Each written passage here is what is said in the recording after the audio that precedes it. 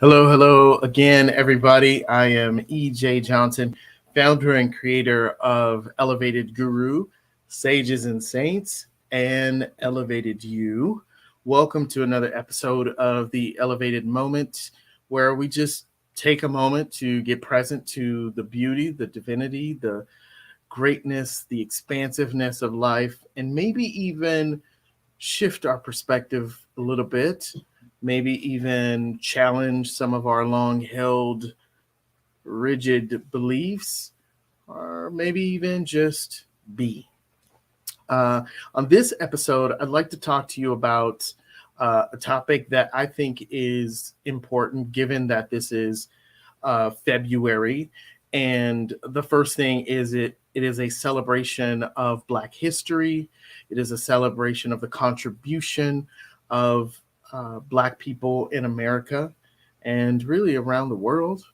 Um, that in itself is worthy of celebration. Just celebrating the contribution, the beauty, the divinity, the amazingness that Black people, people of color have brought into the world and continue to bring into the world.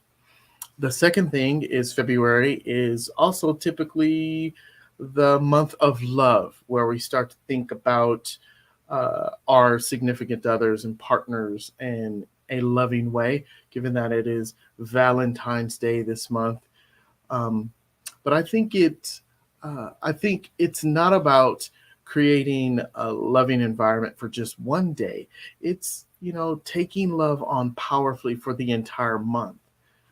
Love as a form of appreciation, as a form of acknowledgement, using love as a form of connection with others.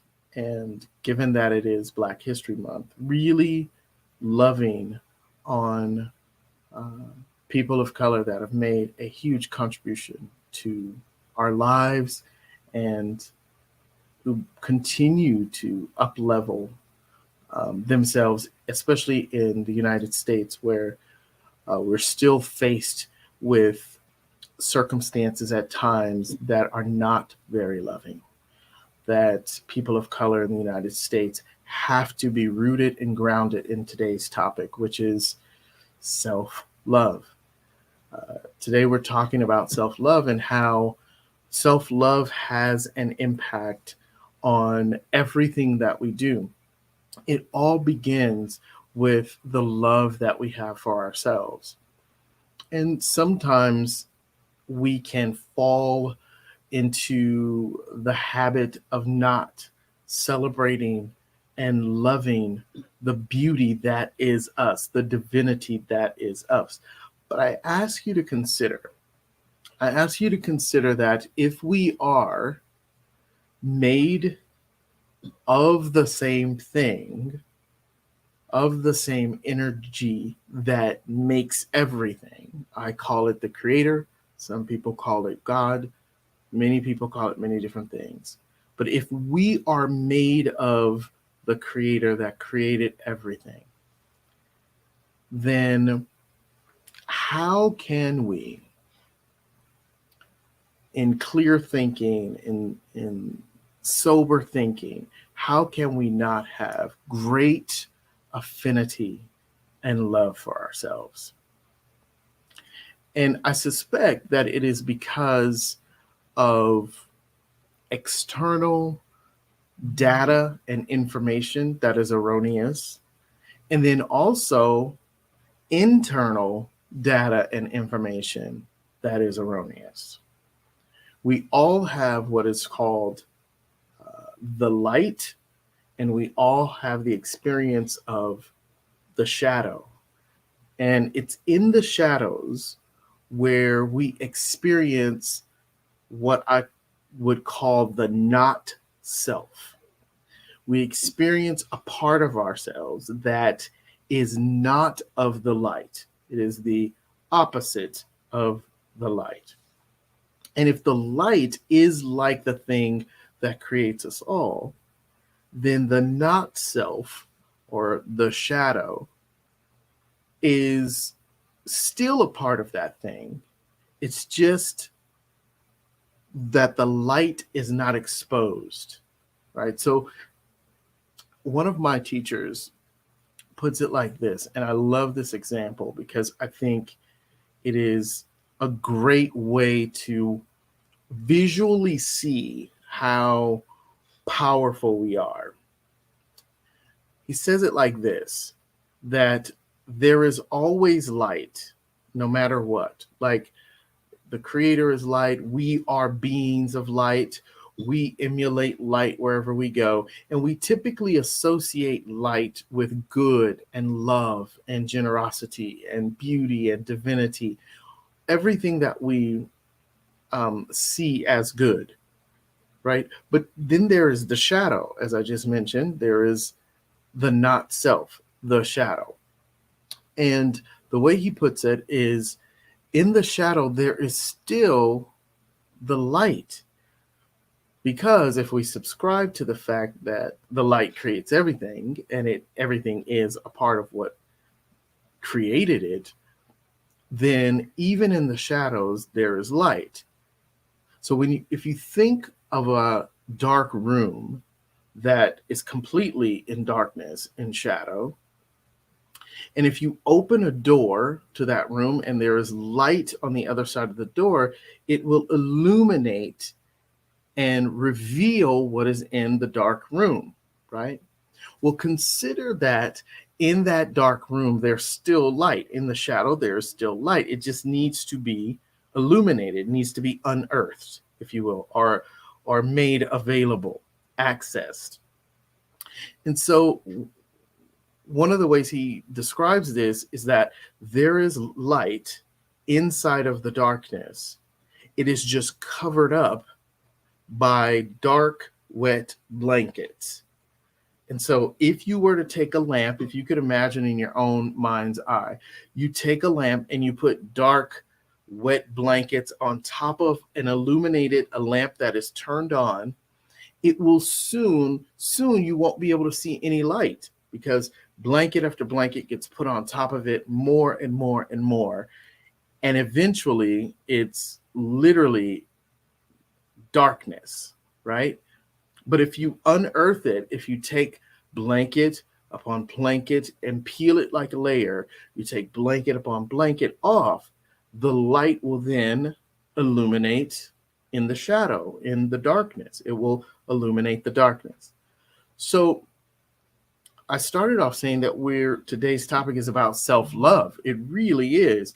And sometimes to get to self-love, we have to illuminate, we have to peel back the layers of wet blankets in order to truly appreciate and love the beauty, the divinity, the creator-like expression that we are.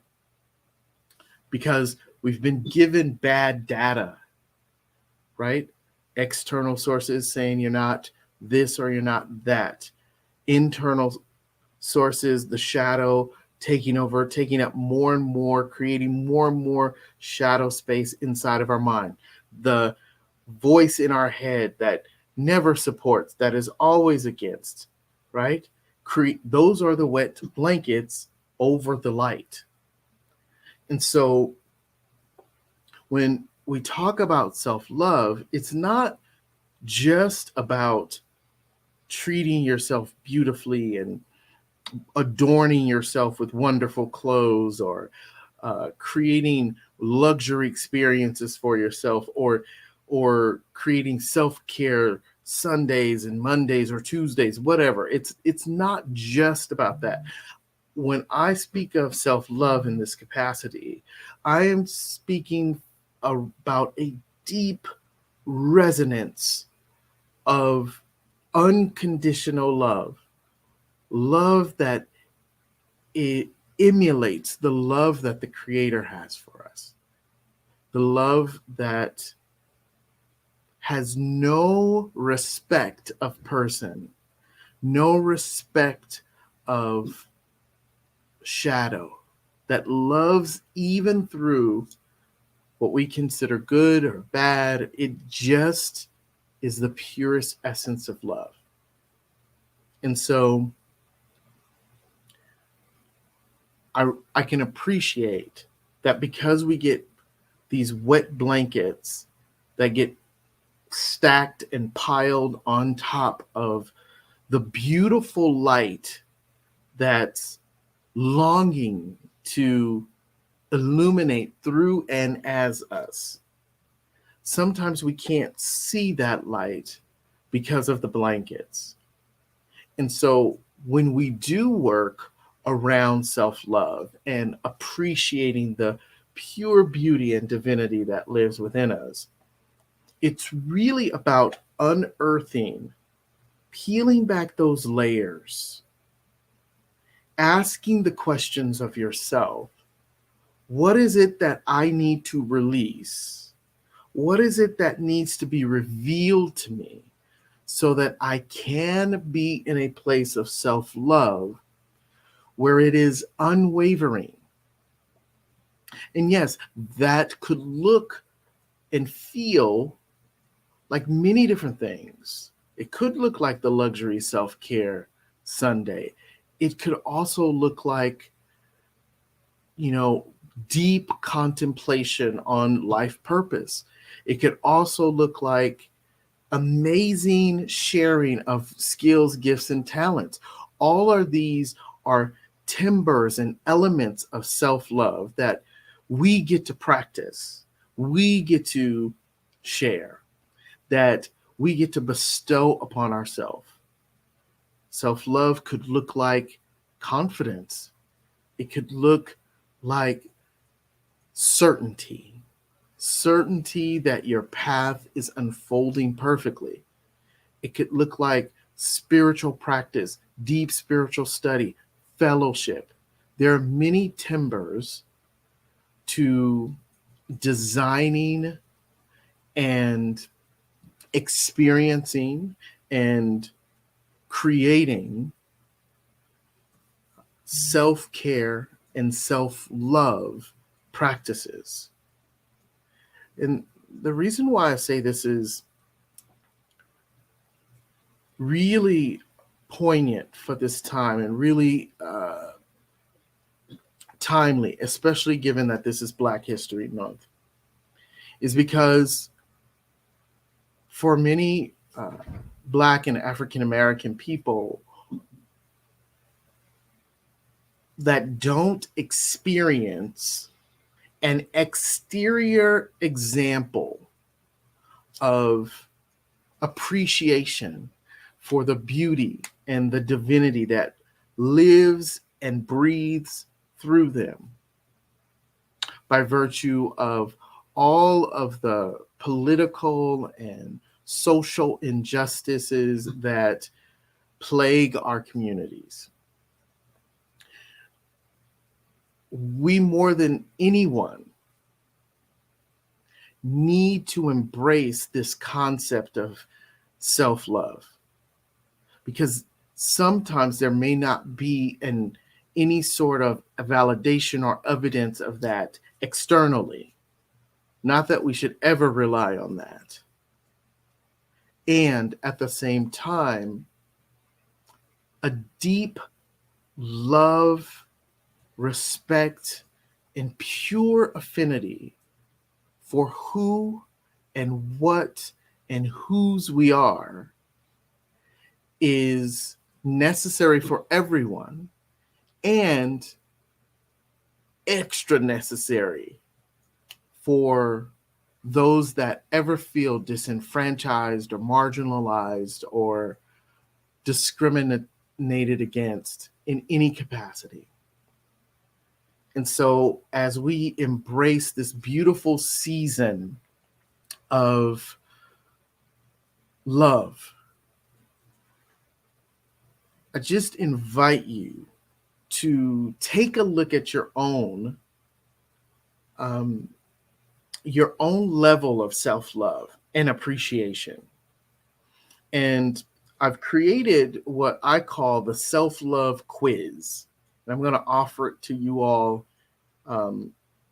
as a way for you to do a bit of examination on on who you are for yourself, how you show up as a loving presence for yourself. And the it's kind of a measure for where you are on the self-love scale. Now, this is not for you to take this quiz and judge yourself for where you land on it. It really is just about doing a little bit of reflection and then looking at the results as a baseline for where you might want to place your attention in order to expand your feeling of self-love. Now, you can find the quiz on the website right below, I'm pointing, right below my name, where it says Elev8ed.guru. You can find the quiz there. And right at the top of the menu, I'm going to show you all the screen right here. At the top of the menu on that website, you'll be able to click on the menu item that says self-care quiz. It's right at the top. You can't miss it. Something's going on with my screen share, so I'm not able to share it, unfortunately. But I will say, if you go to Elev8ed.guru, and that's ELEV8ED.GURU, just Elev8ed.guru. At the very top of that page, you'll see a menu item that says self-love quiz. It's free. You just go there, you take it, you answer authentically, not expecting a result. Just answer the questions authentically, and then take a look at the results that you get and use that as a baseline of information so that you can elevate, no pun intended, elevate where you are as far as your own self-appreciation, self-love, your own unconditional adoration for yourself. Because the reason this is so important is because we don't just go around analyzing how much we love ourselves. Like, that's not something that people just naturally do, right? You don't just, how many times, and you could post in the comments, how many times have you just decided, whoo, I'm gonna just see how much love I give myself? Rarely. You may have done it in a workshop before, or a retreat or something like that, or maybe in deep spiritual reflective work that you do. You may do it then, but it's not often done. And even if we do it, we often judge ourselves for it. And so I'm trusting you with this quiz, and I'd love for you to come back and share what steps you'll take beyond the quiz after you take it and you get your results. I'd love you to come back and share anywhere where you see this video in the comments. If anything jumped out at you, if there was any ahas or anything you were like, wow, I didn't realize that, right? If something new like jumped out at you as a result of taking this quiz, I'd love to hear your feedback around that. But I want to caution you that this quiz is not, you're a human being with thoughts and many different facets to who you are. So a test is, any sort of quiz or exam is very limited in its results because you're so dynamic. We're so dynamic. So don't take this as the be all end all in your results. This is just information to alert you or to inform you of where you might want to place more attention, right? And some of the questions, I I created this test myself and the results. So some of this is really just to get you to think about how you show up for yourself in life, right? How much do you show up for other people versus yourself? You know, there's a whole thing around accountability. I'm a coach and I have coaching clients, and most of the time, the reason why someone wants coaching is because they want accountability, right? And it's often said that we will do for others before we'll do for ourselves. We will, you know, the accountability mechanism that we put into coaching is powerful because as human beings, we'll dread looking into the eyes of another human being saying that we did not do something. So it'll push us to do it. That's the whole purpose behind accountability. You don't need someone checking in on you. If if we really truly deeply loved ourselves as we love the creator, as you know, just endless amounts of unconditional love for ourselves, then we wouldn't really need anyone to enforce us doing what we know are acts of love for ourselves, right? But because we have bad data, and we receive bad data, and then we take that bad data on like it is the truth, and we agree with it, and then we live our life based on it, and then we beat ourselves up for not being the person that we desire to be, or doing the things that we desire to do, or having the things that we desire to have, all based on the light being covered up by this all these wet blankets. And so self-love is about taking the blankets off of your light, shining and illuminating the areas of your life that are shadow, so that you might show up more like your truest self. Your not self is just that. It's not you. You are pure divinity, love, beauty, creation, a creator, a co-creator. That's who you are. And so the more you can love yourself, the more you can express unconditional, deep love for yourself, the more you can show up for others, the more you can show up in the world, the more you can step into your possibility, the more you can step into your purpose, the more you can express your gifts.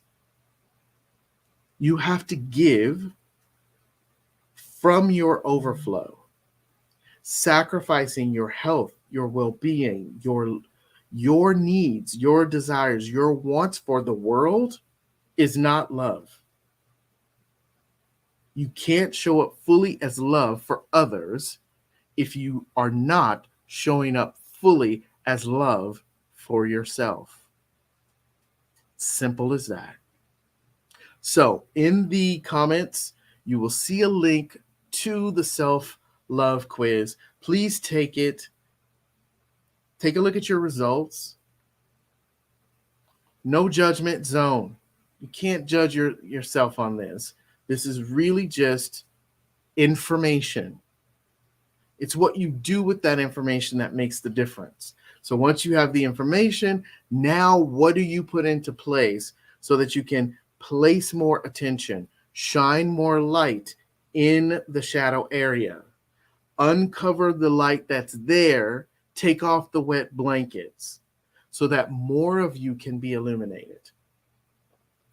Hope this makes sense for you. Please visit the website elevated.guru and take the self-love quiz. It is free. It's there for you, informational purposes only. I'd love for you to come back in the comments and tell me what was revealed for you, what insights, what ahas you got from it. And while you're at elevated.guru, if you want to look at some of our other products, we'd love for you to. You can take a look around the store and see what we have to offer.